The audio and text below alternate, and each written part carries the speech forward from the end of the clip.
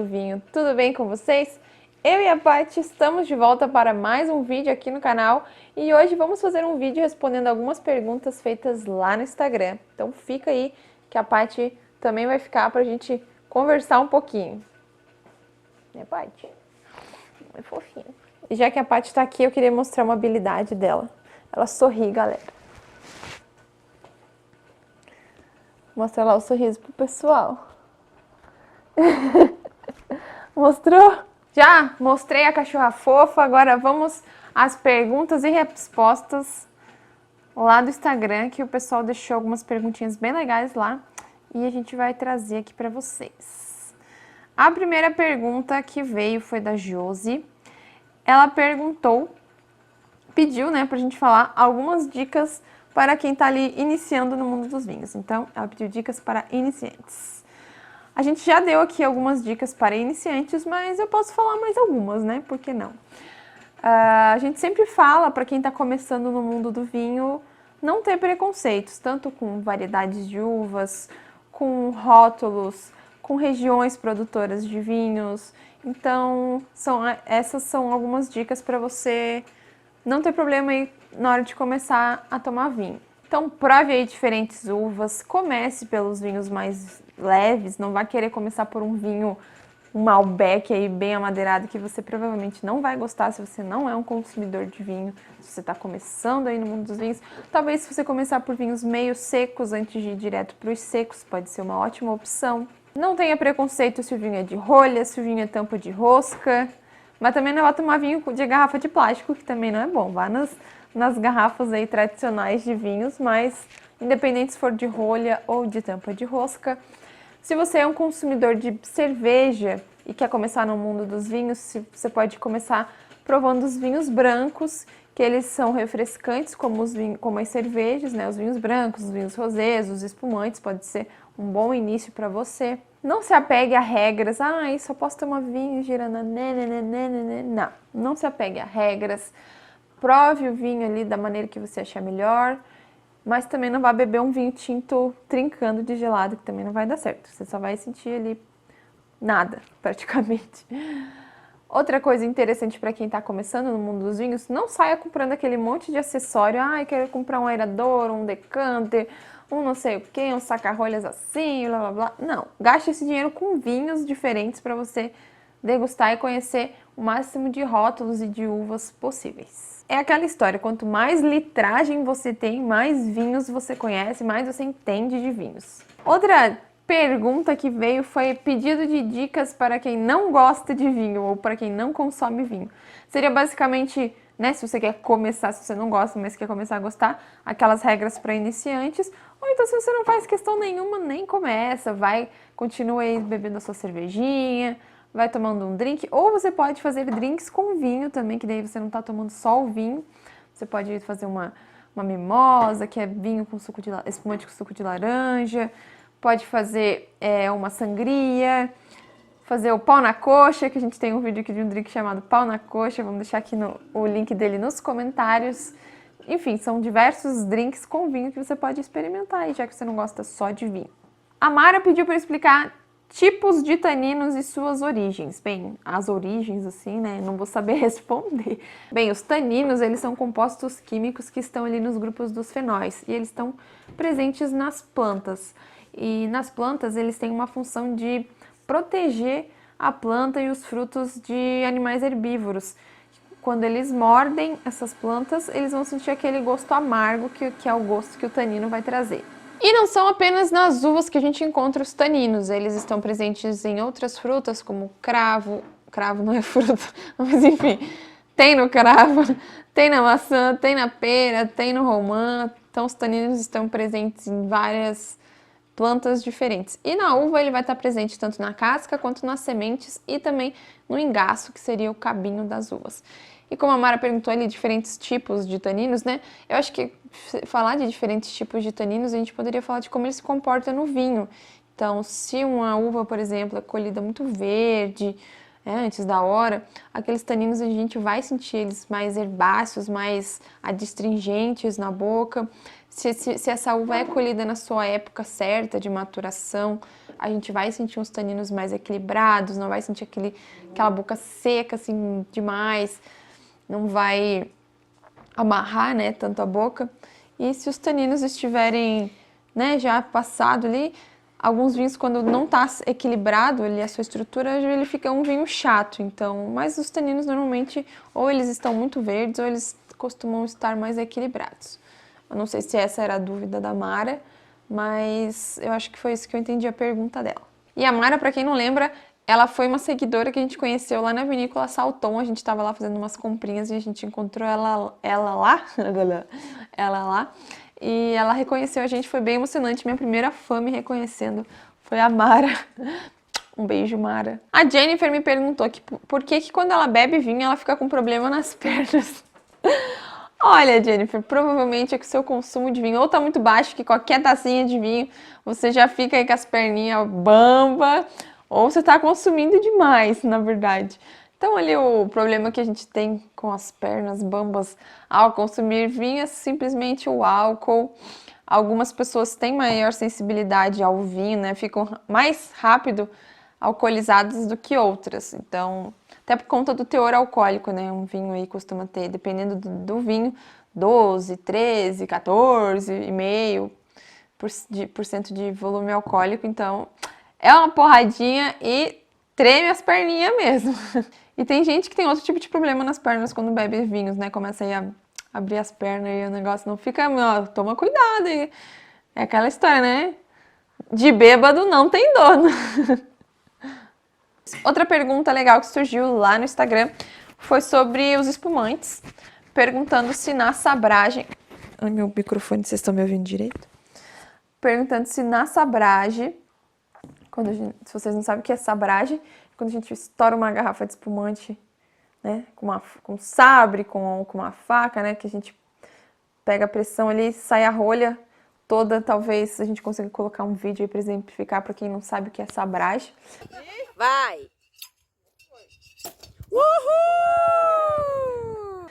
E a pergunta foi se quando faz a sabragem não há o risco de ficar o vidro no líquido. Não há risco de ficar o vidro no líquido, porque a pressão dentro da garrafa é muito forte. Então, quando a gente estoura ela, né, com a faca ou com o sabre, enfim. Tem gente que faz até com a taça, assim, né? Eu já fiz. E nunca aconteceu de ficar vidro dentro da garrafa. Só a pressão mesmo, ele já expulsa a rolha com o anel ali do vidro, do vidro ali que fica em volta da rolha. E não fica vidro. Aconteceu já de ver pessoas, na hora de fazer essa sabragem, quebrar a garrafa. Aí não tem o que fazer, não sobra nem garrafa, nem espumante, nem nada. Aí realmente fica o vidro em contato com o líquido, mas numa sabragem onde ocorre tudo certinho, não tem esse problema. Essa pergunta que eu achei muito interessante também foi a Josi que fez.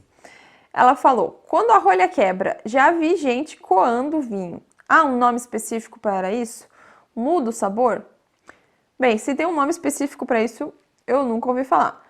Mas mudar o sabor provavelmente também não. O que vai acontecer é que quando a pessoa vai coar o vinho, ele vai estar entrando em contato com o oxigênio. Então, vai ali haver alguma alteração nos aromas, né? Os aromas vão se alterando, né? Vão mudando, vão se transformando, mas isso não significa que eles vão ficar ruins, né?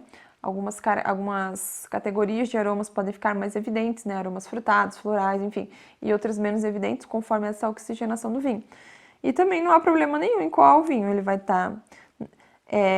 estar sem pedaços de rolha, né? Por conta de a rolha ter quebrado.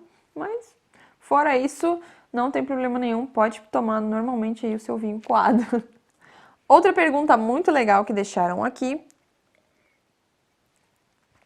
foi o uso do decanter. Quando que a gente usa decanter? Posso usar em qualquer vinho tinto? Acho belíssimo.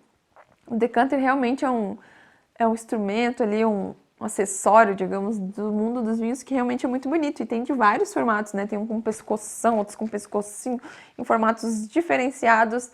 E é muito interessante utilizar o decanter, mas não é qualquer vinho tinto que precisa passar pelo decanter. A função principal do decanter vai ser para decantar ali sedimentos que o vinho que foi decantado possa ter borras, às vezes até alguns cristais que se formam ali durante o período que o vinho ficou parado dentro da garrafa. E também ele pode ser utilizado para transformar ali os aromas, porque quando a gente decanta o vinho, ele também passa pelo processo de oxigenação. Então esses aromas podem ser abertos, transformados e também realçados conforme eles passam pelo decanter. A gente tem o pai de um amigo, o pai da Gabi, que ele é muito especialista em decanter. A gente estava com ele na formatura da Gabi e ele contou que quando ele recebe alguma visita, algum amigo, que ele vê que a pessoa não entende nada de vinho, ele pega aquele vinho e bota no decanter, independente do vinho que é. Aí ele diz que ele começa a girar o decanter e fala: esse vinho tem aromas frutados, aromas florais, aromas de madeira. Ele tira uma onda com o decanter, mas não é só para isso que o decanter serve, só para tirar uma onda. Ele serve ali para decantar vinhos vinhos mais velhos, né? Vinhos que passaram pelo processo de evolução, de envelhecimento. E também não são só esses vinhos que precisam, que podem passar pelo decanter, né? Os vinhos mais antigos, que são vinhos que lá alguns vinhos não passavam por processo de filtragem e aí as borras ficam presentes no vinho, então esses são interessantes de decantar para as borras ficarem lá no fundo do decanter. Vinhos jovens, alguns vinhos jovens podem sim passar ali pelo processo de decantação, só que vinhos jovens que a gente saiba que aquele vinho tem potencial de envelhecimento. Então, e a função do decanter nesse caso não vai ser sedimentar, né, as borras que vão ficar ali no fundo, porque ele ainda é um vinho jovem, mas sim ele vai ser utilizado para a questão dos aromas, para abrir os aromas, realçar os aromas, transformar esses aromas e os sabores do vinho. Seria essa a função do decanter num vinho jovem. Outra pergunta que a gente tem aqui é como saber se o vinho é seco ou suave. Não existe só essas categorias, né, de seco e suave, existe a categoria demi-seco ou meio seco. Aí pensando nos espumantes, existem os espumantes Brut, o espumante Nature. Essa informação vai estar sempre no rótulo. Para você saber se o seu vinho vai ser docinho, se ele vai ser seco, você vai ter que ler o rótulo e lá vai ter a informação se o vinho é seco, ou se ele é suave, ou se ele é meio seco.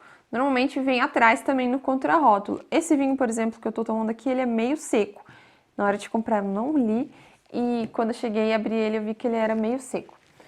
Mas no rótulo vai estar essa informação, assim como o teor alcoólico vai estar lá, o país onde ele foi produzido, quem importou esse vinho, todas essas informações vão estar lá no rótulo do vinho. Então, quando você for escolher o seu vinho, você pode simplesmente parar ali, observar e ler se ele é seco, suave, meio seco, enfim.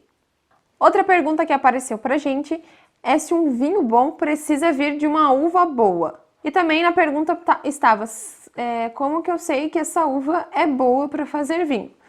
Bem, para a gente ter um vinho bom, a gente precisa sim de uma boa uva, tanto que tem todo um cuidado lá durante o ano no vinhedo, para as pessoas, né, os viticultores cuidam tanto com a questão do solo, a própria planta, tem toda a questão de passar os produtos fitossanitários, ver se aquela planta tem disponibilidade de água para ela não morrer, né?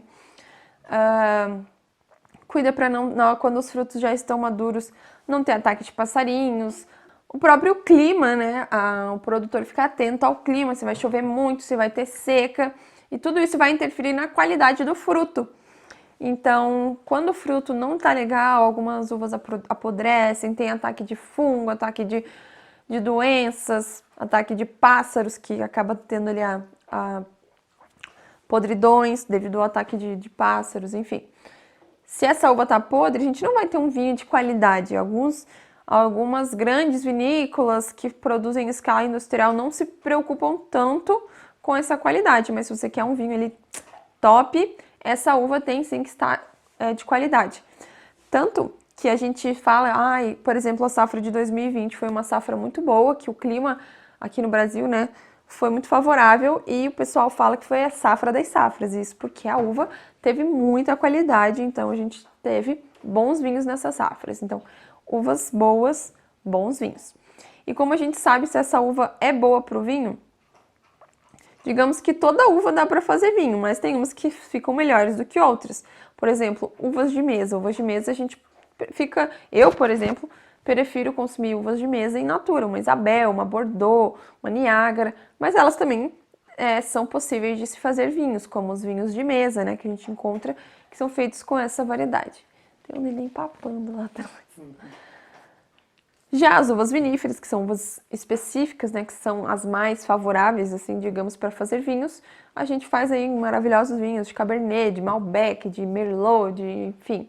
Então a gente sabe que a uva é boa para fazer vinho se ela estiver sã, se ela estiver saudável, se ela não estiver podre, se ela não estiver ali, né, ruim, se ela estiver madura, né?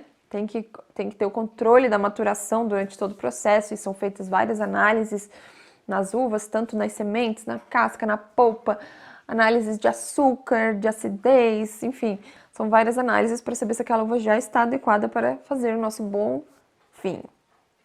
Outra pergunta que veio pra gente é como saber se o vinho é amadeirado. A gente vai saber que um vinho é amadeirado, né? A gente fala que um vinho é amadeirado, questão de aromas da madeira. E para ele ter esses aromas, o vinho tem que passar pela barrica de carvalho. Independente se ele é um carvalho francês ou um carvalho americano, que são dois carvalhos diferentes e vão trazer características diferentes para o nosso vinho. Então, como que a gente sabe se esse vinho passou pela barrica de carvalho? Assim como a informação de se o vinho é doce, se o vinho é suave, se o vinho é seco, a informação da passagem pela barrica de carvalho costuma estar lá no rótulo, porque isso também agrega valor ao vinho, né? A passagem pelo carvalho vai ali agregar o valor ao vinho, até porque o vinho fica lá parado, passando por esse processo ali de envelhecimento, amadurecimento, de agregar estrutura, quando está lá no carvalho. Então, essa informação, em 95% das vezes, vai estar lá no rótulo. Às vezes o vinho faz até uma breve passagem por barrica, vai estar lá, breve passagem por 30, 90 dias, 60 dias, normalmente é 3 meses, né? O menor ali. E aí, então essa informação vai estar lá no rótulo. Então você pode procurar lá, que vai estar lá. E a gente percebe que aqui no Brasil, esse sabor, esse prazer, essa cultura do vinho amadeirado é bem forte. O brasileiro tem o costume de consumir vinhos mais amadeirados, encorpados, com essa passagem pelo carvalho, por conta de consumirmos muito vinhos chilenos e argentinos. Então a gente criou esse hábito de consumir vinhos amadeirados, porque os chilenos e os argentinos principalmente produzem vinhos, né, os famosos Malbecs ali, bem pegados na madeira. Então aqui a gente consome bastante esses vinhos, então não é uma cultura da Europa, e sim aqui da Argentina, Chile e acho que até o Uruguai, né, deve fazer vinhos amadeirados, mas eu acho que a Argentina é o principal e a gente adquiriu esse costume de consumir esses vinhos bem amadeirados.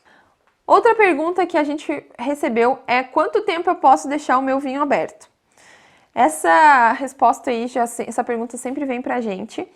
E a gente depende do tipo de vinho, do estilo de vinho que você tem. Vinhos tintos a gente pode deixar aberto na geladeira de 3 a 5 dias, mais ou menos. Já os vinhos brancos e rosés a gente tem que consumir eles mais rápido depois que a gente abre. Não dá para esperar muito tempo, porque senão ele vai começar a oxidar e não vai ficar legal. Então, ali de 2, 3 dias depois que você abre, é o ideal para você consumir o vinho branco depois de aberto e que ele esteja ainda com qualidade.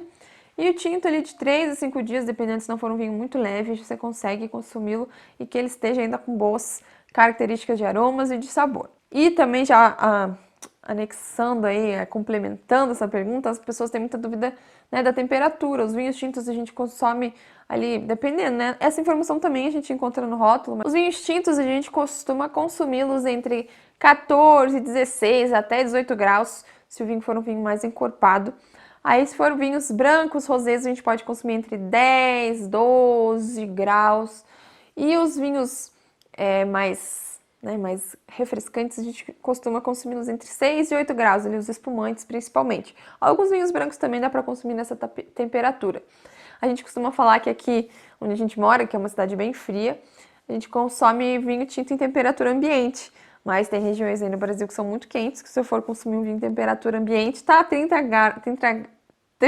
graus, não vai ficar legal consumir seu vinho tinto a 30 graus. Então, em regiões mais quentes, a gente precisa ali dar uma refrigerada no vinho tinto para ele ficar bom para consumo. E a última pergunta que surgiu lá no Instagram é a clássica pergunta do mundo dos vinhos.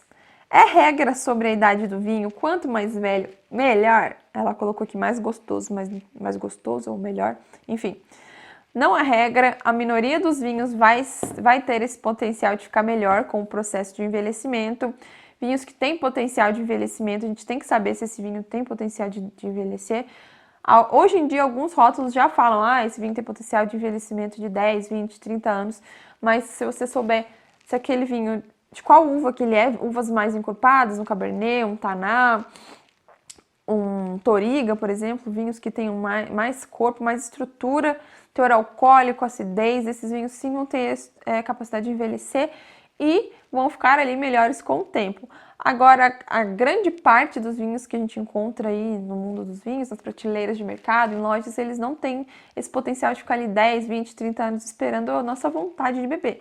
Então, se você não sabe se esse vinho tem estrutura... a passagem pelo carvalho também conta, porque o carvalho agrega estrutura ao vinho e dá mais possibilidade de ele passar por esse envelhecimento, essa evolução. Mas os outros vinhos, se eles não têm passagem por carvalho, não são uvas estruturadas, então ele provavelmente não vai ter capacidade de envelhecer. Pode ser que daqui a 10 anos ele ainda esteja ok? Pode, mas provavelmente não. Já vai estar um vinho sem estrutura, vai estar um vinho chato, você não vai sentir acidez, não vai sentir álcool, não vai sentir sabor. Pode ser que aquele sabor, aromas ali das uvas não estejam mais legais, enfim. Então, na grande maioria, não ficam melhores com o tempo. Então é isso, pessoal. Espero que vocês tenham gostado desse Respostas com Aprendi com Vinho Responde de hoje. Se você tem mais alguma dúvida, você pode deixar nos comentários ou manda uma mensagem lá no Instagram que eu também posso trazer a sua pergunta no próximo vídeo. E não esqueça de curtir, comentar e compartilhar para que mais pessoas conheçam Aprendi com Vinho e tirem suas dúvidas aqui com a gente. Um beijo e até semana que vem.